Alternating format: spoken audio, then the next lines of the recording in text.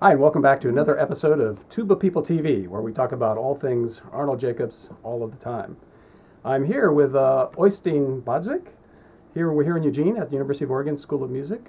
Puddles has joined us once again. Hey, Puddles. He says hi. Very silent guy. Strong but silent. Anyway, I don't think that Øystein Baadsvik needs much introduction from me, other than to say thank you so much for being here at the University of Oregon. We've really enjoyed having you. Thank you. On our campus, and it's been some wonderful master classes, and can't wait for the recital this evening. Looking forward to it. Thanks for having me. Yeah. One of the things in Øystein's background is he had some lessons with Arnold Jacobs, and I'm wondering if you can tell me what period of time was that? When was that? That was in 1994 when I was studying for Harvey Phillips privately at Indiana University. And this was in February, around the time where the Winter Olympics were in Norway. That's why I remember exactly the time. And at that time I had a feeling that Jake wasn't teaching students. He was mostly into helping professionals that had at some point in their life had trouble with their chops or breathing or whatever that prevented them from doing their job properly. So he didn't focus too much on the students. So I was lucky to get a couple of lessons due to Harvey Phillips, who called Jake and set that up. So you didn't have to go through the usual waiting process of calling repeatedly? No, I didn't do any phone calls. I just, Harvey Phillips set it up and I got a time, go there, and I rented a car at Ugly Duckling Rental Services. I remember Ugly Duckling. Yeah. Yep, and I also remember the trip up there because it was very, very bad weather, winter storms, and the Ugly Duckling car didn't come with windshield wipers. So I was actually literally looking out the window of the car to see where I was going on the way up to Chicago. And that was tough with a 6-lane highway. That reminds me of a scene from the Blues Brothers movie, which was filmed in Chicago, where the oil starts leaking from the engine, and they had to. And I think I think Elwood had to look out the exactly out the window, out the side window there. Well, take us to that. You had, I think you said you had a couple of lessons during that period of time, that week. Yeah. What was that? What do you remember from those lessons? It was, as many others can testify, it's if not life-changing experience, so at least tuba playing changing experience. And for me, it was all about getting up there to his office, and I've heard a lot about the place. You know, it's like the office of a crazy scientist. You had these models of torsos with all those plastic parts, like you can take the heart out and see what actually happens. This guy was very, very much into finding out what actually happens. But he would keep a lot of that information away from you, of course, because he wanted you to think as little as possible about those scientific things, and then focus on what he meant was the thing that could really help you develop. And for me, it was very much about being too uptight in my playing. I was using a lot of force, a lot of energy. I was young and I had a lot of energy, and I aimed at using all of that rather than playing it the smart way. And I'll get back to how you could do that. Well, I mean, you were at that point. You were fairly accomplished as a young player. You'd won by that time. You'd won some I'd won international competitions. I have done my first solo CD, and you would think that I was really on the right track, and to a certain degree I was on the right track. But there was a major thing that was lacking, you could say, in the playing. And to put it real simple, it was moving the focus from this area of my body to this area of my body. It was moving the whole thing down. So when I was playing for him, I remember first I played the Encounters. Not sure why I picked that piece, but he didn't like me to play that piece because it was sort of a difficult piece to analyze what I was doing on. So he picked up some bel canto, I think it was, and we did that instead. And then it became very apparent that a lot of the things I was doing was due to the fact that I wasn't breathing in enough air. I was pushing out there. All my focus was on blowing out, not inhaling properly. And he taught me about this residual air and the dangers that can occur if you are moving around too much in this residual air area when you are not dropping the air out, but you're pushing it out. And all those reflexes that kick in at that point, where you, for example, the body wants to survive. So when it feels that you're on the reserves, it starts saving air by, for example, pressing the lips together, by pressing the lips against the mouthpiece too hard, by using this before you start to the Valsalva. Yeah, exactly. And I had been doing that in the past. I've been doing this thing like this, but that was over by the time I got there. But that was really so bad that I had a hard time drinking Coke for a long time, because my throat was so sore from this thing that I couldn't drink Coca-Cola. Wow. And then I noticed what I was doing, and I noticed this myself. Nobody heard this on my then present teachers. So I had to sort of find out of that myself, and I did, and I managed to get rid of that. Now what I didn't notice was the pressure that I was using, and the immense pressure, the lips pressing them together.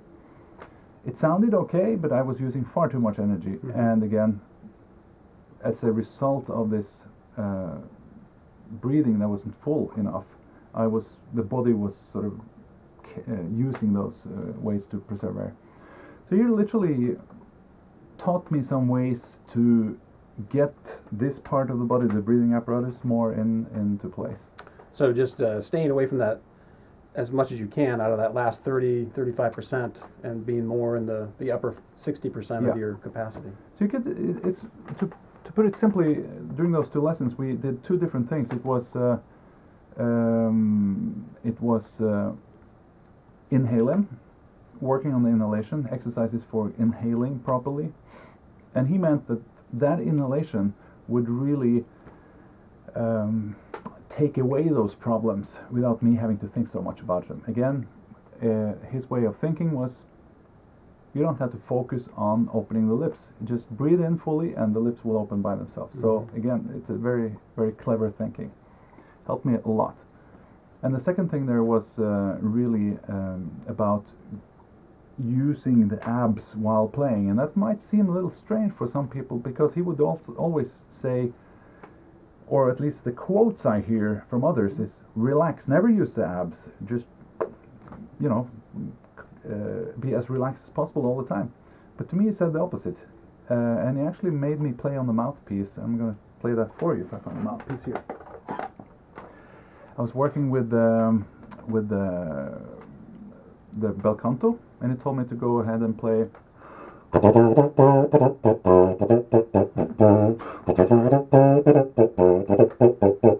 And then he said, louder. All right.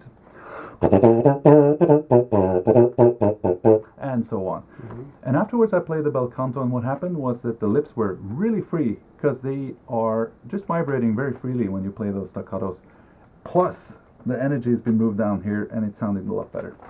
Yeah, I mean, it sounds like what he was doing was just getting you to use more air, just to have it fall out of you. Yeah, but it wouldn't have worked if he just told me to go, because that would really tension up my lips. So that's why he wanted me to go for those short notes instead of the long notes. He had to get you out of what you had been doing and into something new. Yeah. In order to have that breakthrough. Absolutely. And I think it's really dangerous if you are trying to apply something that he said to one person onto somebody else without really analyzing if that was applicable. Yeah, I think that's one of the reasons why he never actually wrote a book. Could be. Just because he knew that would be the case. And he actually discouraged taping your first lesson, because of there was as much a lesson for him as it was for you, and he was trying to gather information about you, and so the information he was going to give you was for you and not for somebody else. Exactly. So.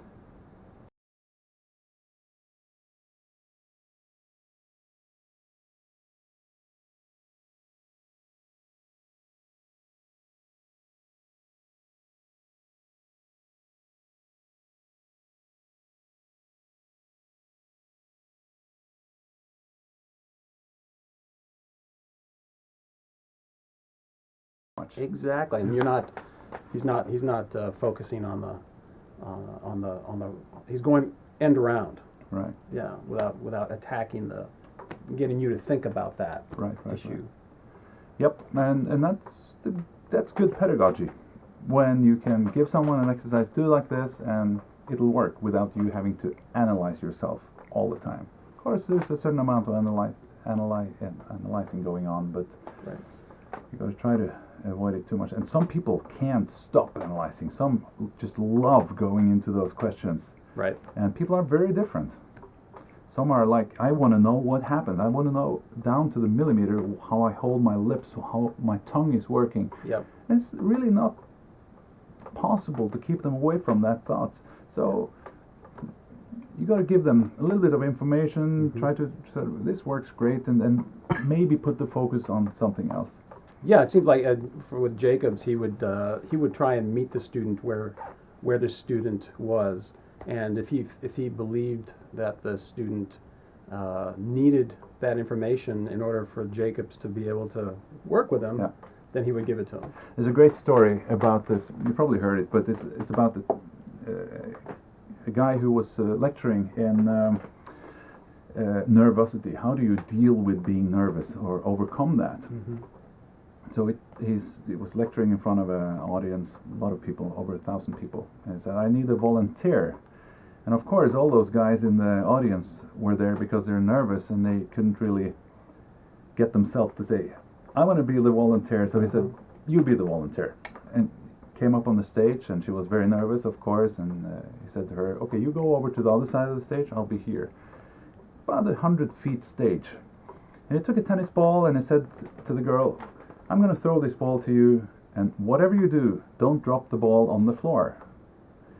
Putting a lot of pressure on her. Mm-hmm. And she knew how to catch a ball, but at that point she was terrified dropping it, and everyone was watching very anxiously, and he threw the ball, boom, and she fumbled and missed it, of course. Everyone went like, oh, feeling with her. Now, okay, as expected, of course, and she threw the ball back, and now he said, give me the ball and I'll make an X on the ball with a pen, with a Sharpie, big black X. Show it to everyone, show it to her, and he said, this time I'm going to throw the ball to you. You don't have to catch the ball. You just have to count how many times it spins. How many times you can see the X turn around.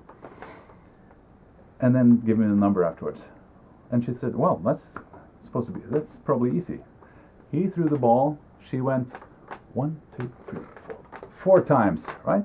Catching the ball at the exact same time as she was counting without even thinking of it. Mm-hmm. And of course, everyone in the audience got the point. Mm-hmm. He was deflecting her attention from catching the ball and putting it onto counting instead, which made her intuitive catching reflex take over, and she caught the ball no problems. Mm-hmm. And I find that is really the case in music a lot of the time. So what I do to achieve this in music a lot of times, for example, in this masterclass we had this guy playing Bach, and he had a lot of small, it could be breathing technical issues, a lot of things. Now, instead of focusing on those things, today I focused on having him playing a happy character in the music, doing pretty much the same thing as this guy with the tennis ball, mm-hmm.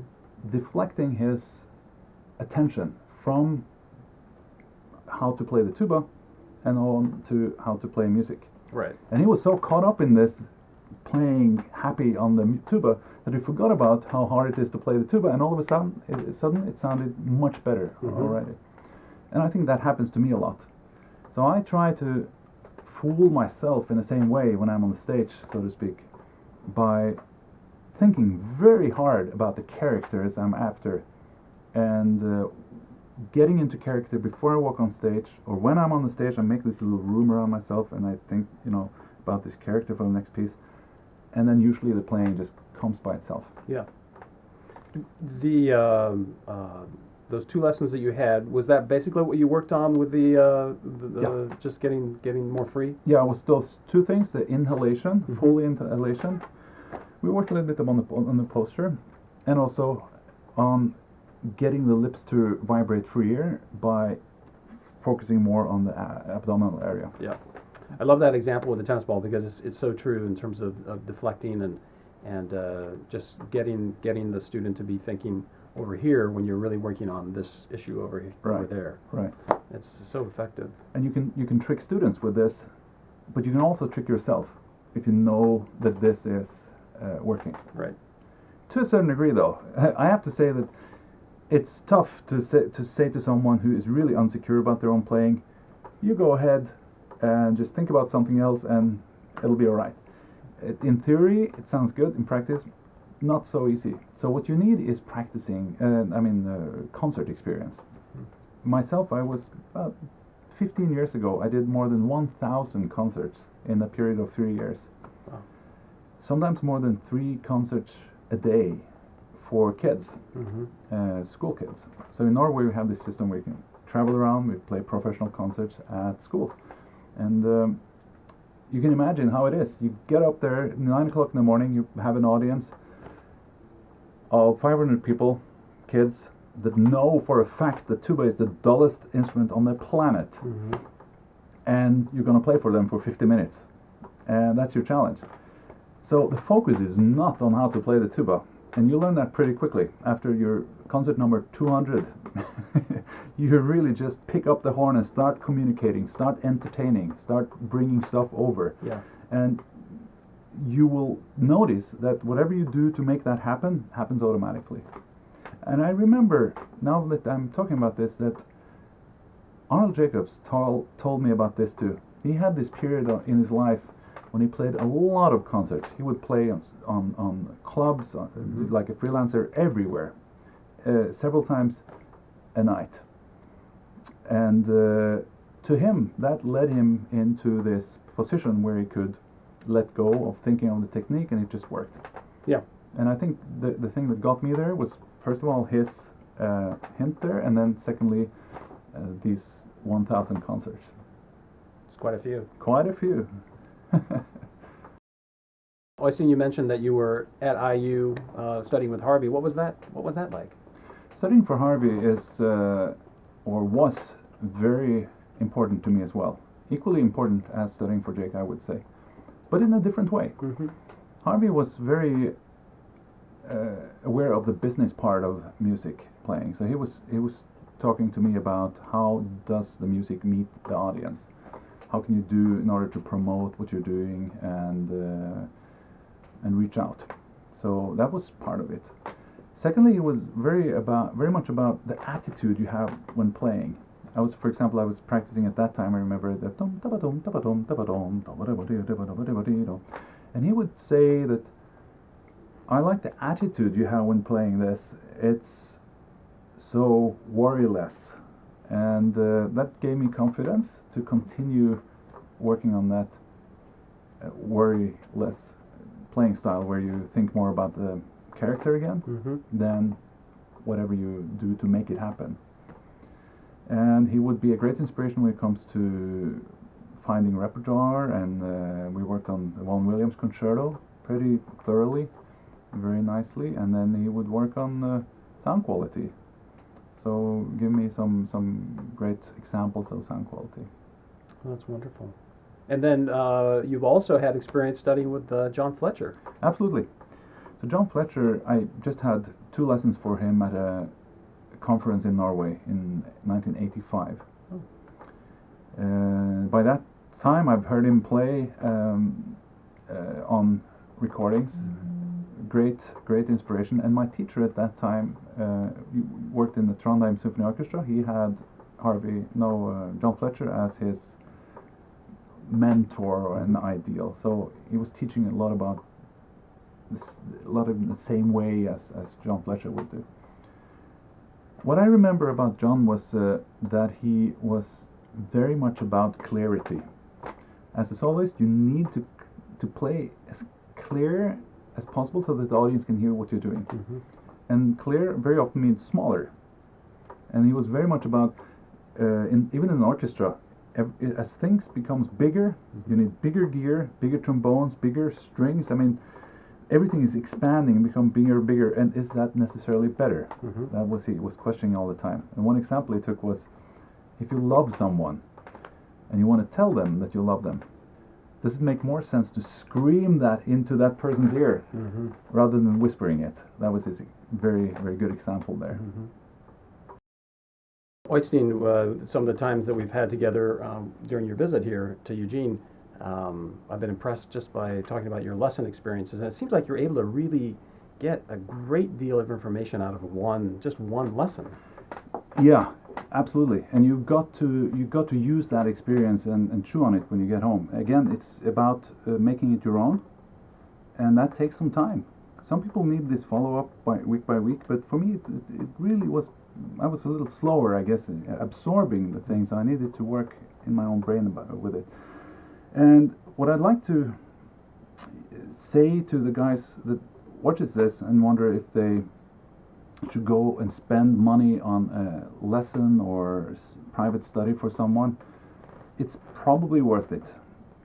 The Jake lesson, I was spending a lot of money on that, probably close to $1,200 just for one lesson when it comes to rental car, gas, hotel, food, the lesson itself, and so on. But the value of that, how can you measure $1,200 when it means so much for the rest of your career? It's really nothing in comparison. I've earned that money back many times since then. Mm-hmm. But without that lesson, I wouldn't have had that information, and I wouldn't have been as successful a musician. So it's really a huge and important investment. And I think you would also remember our discussing earlier. You would encourage the student to not waste their money either. No. And why do you need somebody to? Very happy you bring that up. So I recently wrote an article about how to practice, and I'm sure every single teacher that watches this recognizes the fact that you have a student come to your office, play through the piece, and you sit there and you point out that crescendo was missing in the score, that accent wasn't audible, you're dragging at this point, you don't do that forte, you don't go down in piano, you're dragging in piano, and so on and so on. And these are all things that the students could have heard himself. Not only could he have heard them, he should have fixed them too. So it's just a waste of time and money to go to a teacher and use him as the world's most expensive metronome. Total waste of time and money. So go home, get yourself a recording machine, record yourself, and figure those things out yourself. If you can't hear the crescendo that says in the score, go ahead and do it. If you still can't hear it, well, do it again and make sure it can be heard. You might come to the point where you cannot fix a thing, like you simply cannot get that forte that it's supposed to be in the score. In that case, it might be a technical problem and you need to go to your teacher. But in 99% of the cases, you can fix it yourself. And you should do. Because when you're out of the university, who's going to fix you? You only have yourself. And I remember Jake talking in lessons about how one of his ultimate goals for his students was teaching them how to be their own best teacher. Yeah, really. Because you're only going to be in the studio 1 hour out of a week, if that. And then what are you going to do the rest of the time? Yeah, and nowadays with these cell phones, they have recorders built into them. Mm-hmm. And sometimes I ask students, do you record yourself? Yeah, they say. Do you listen to the recording? No. Right. What's the point?